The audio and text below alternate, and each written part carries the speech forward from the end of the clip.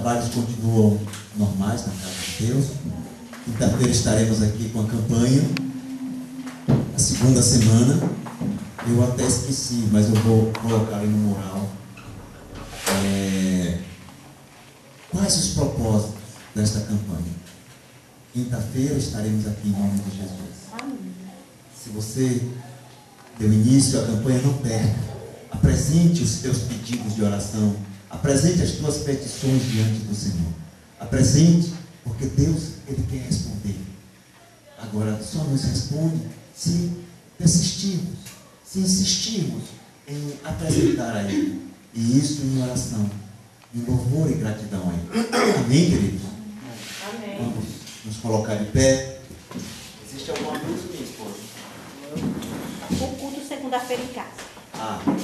Quero aproveitar e convidar os irmãos para na próxima segunda-feira um culto de louvor e adoração ao nosso Deus ali na minha residência.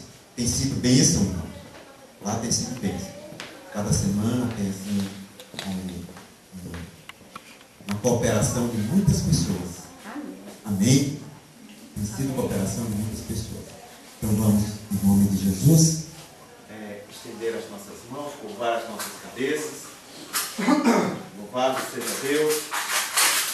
E o grande amor de Deus, nosso Pai, a graça do nosso Senhor e Salvador Jesus Cristo, a comunhão e as consolações do Espírito Santo de Deus esteja com todos e todos digamos amém. Saudar aqui todos com a paz do Senhor. Eu quero agradecer de todo o coração ao irmão Jonas, amém, meu pastor, e aos irmãos que ele trouxe.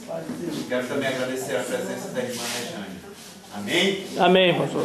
Glória a Jesus. Glória a Jesus.